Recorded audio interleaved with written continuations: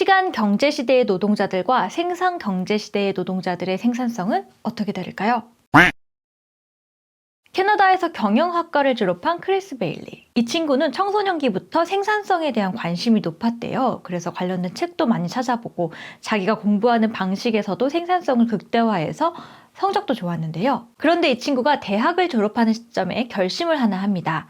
그동안 모은 돈으로 1년 동안 프로젝트를 하자. 그래서 1년 동안 자신을 대상으로 생산성을 향상시킬 수 있는 실험들을 계속하고 이를 블로그에 올립니다. 실험은 이런 것들이었는데요. 일주일에 90시간 일하기, 매일 아침 5시 30분 기상하기, 근육량 4kg 늘리기, 스마트폰을 하루 1시간만 사용하기 등등 굉장히 많은 실험을 합니다. 대조군을 만들어 놓고 여러 가지 실험을 하는데요. 이 책에는 각 실험에 대한 설명이 나와 있지만 결론부터 말하면 이렇습니다. 지식경제 시대의 생산성이란 얼마나 많이 해치우냐가 아니라 얼마나 많이 성취하느냐의 문제이다. 크리스가 말하는 생산성의 세 가지 요소는 시간, 집중력, 에너지입니다. 생산성은 이 세 가지 요소를 어떻게 극대화시킬 것이냐에 달려 있습니다. 첫 번째는 시간입니다. 주 90시간 일하기와 주 40시간 일하기. 어느 쪽이 더 생산성이 좋을까요? 크리스는 이를 비교하기 위하여 더 극단적으로 주 90시간 일하기와 주 20시간 일하기를 비교합니다. 놀랍게도 주 90시간 일했을 때 성취의 크기가 20시간 일했을 때 성취의 크기보다 그렇게 크지 않았다는 것이죠. 일하는 시간이 길어질수록 생산성의 나머지 두 가지 요소인 주의력과 에너지가 떨어지기 때문인데요. 크리스는 여러 번의 실험 끝에 자기에게 최고의 생산성을 가져다주는 시간은 주 40시간 근무라고 얘기합니다. 실제로 많은 연구 결과에서 가장 이상적인 업무 노동량은 주 35시간에서 40시간이라고 합니다. 우리는 줄어들어서 52시간인데도 여전히 많은 시간 일하는 거죠. 근데 40시간 쉽지는 않아 보이죠? 아니, 지금도 시간이 늘 부족한데 여기서 시간을 더 줄여서 생산성을 높이자고? 물론 이를 위해서 크리스는 더 많은 실험을 통해서 장치를 고안합니다. 사람이 90시간 동안 할 일을 40시간 동안만 하게 되면 자동적으로 더 집중력과 속도가 높아진다고 해요. 더 중요한 것은 안 할 일을 제거하게 된다는 거죠. 예를 들어 3회 법칙 같은 것을 적용합니다. 매주 월요일에는 그 주에 꼭 해야 될 일 3가지를 쓰는 거고요. 아침에 출근해서는 오늘 꼭 해야 할 일 3가지를 적고 그것부터 하는 겁니다. 하루에 3가지 이상을 하지 않겠다고 계획하는 거죠. 그리고 집중력이 제일 좋은 아침 시간, 이 3가지 업무를 우선적으로 처리합니다. 크리스는 효율과 생산성이 같은 말이 아니라고 합니다. 지식 경제 사회에서는 인풋 대비 아웃풋이 중요한 게 아니라 타율 좋은 아웃풋. 그러니까 한 번을 하더라도 빵 터질 수 있는 멋진 결과물이 나오는 게 더 중요한 거죠. 사실 업무 시간을 주당 40시간 이하로 줄여서 생산성을 높인다는 건 과연 공감이 될 만한 이야기도 하고 또 그만큼 어려운 이야기라는 생각이 듭니다. 하지만 크리스가 강조하는 시간에 관해서 가장 중요한 바는 우리는 시간을 관리할 수는 없다. 어떤 일을 언제 할 것이냐만 관리 가능하다는 점입니다. 둘째, 집중력. 온라인과 스마트폰의 출현 이후 우리는 집중력과 싸우는 중입니다.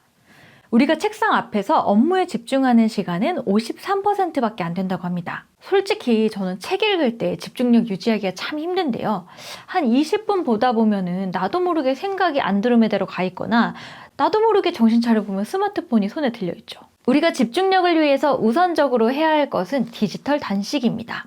우리는 하루에 이메일을 50번 정도 열어보고 메신저를 77번 정도 쓴다고 해요. 스마트폰과 SNS, 인터넷을 정해진 시간에만 하는 것이죠. 크리스는 하루 1시간으로 정합니다. 그러면서 중요한 일을 할 때는 비행기 모드로 해놓으라고 권합니다. 매일 알림 때문에 흩어진 집중력이 다시 돌아오는 데는 굉장히 오래 걸리기 때문이죠. 더 큰 틀에서 요즘의 자기계발서들이 계속해서 일관적으로 주장하고 있는 것은 의식적으로 일하기입니다. 바로 지금 여기 이 일에 집중하고 있는 것이죠. 실리콘밸리에서 마음챙김과 명상이 유행하고 있는 것과 같은 맥락입니다. 쉽게 말하면 인스타그램 끄고 깨또 끄고 정신 차리고 일하자. 이게 너무 어려워서 우리의 삶을 위협하고 있는 거죠.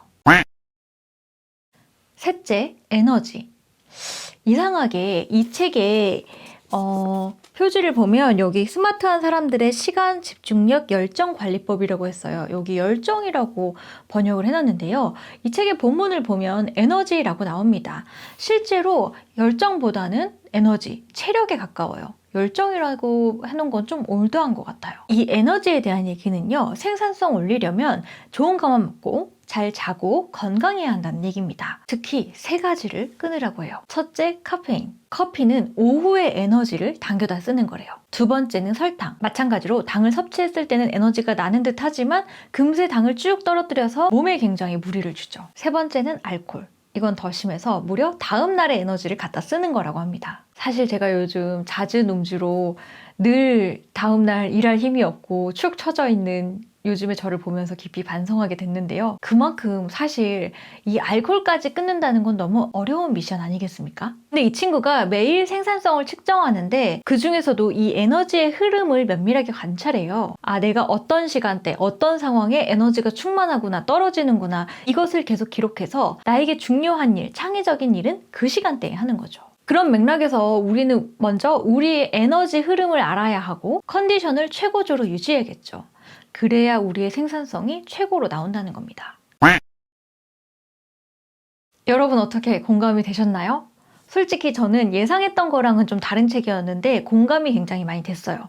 제가 요즘 알게 모르게 많이 실천하고 있다고 생각했거든요. 일단 올해 업무량을 많이 줄이고 하지 말아야 할 건 안 하면서 굉장히 멀티태스킹이 줄고 내가 뭐 한 가지를 또 진하게 하고 있다는 생각이 좀 들었는데 그래서 더 공감이 됐어요. 이 책의 원제는 더 프로덕티비티 프로젝트예요. 보통 원서 제목들은 이렇게 심플하죠. 근데 생산성 프로젝트라고 했으면 저도 안 읽었을 것 같아요. 우리가 보통 생각하는 생산성이라는 건 일 잘하기, 많은 일 하기, 빨리 끝내기. 근데 이제 그런 방식으로는 더 이상 성공할 수 없는 세상인 거죠.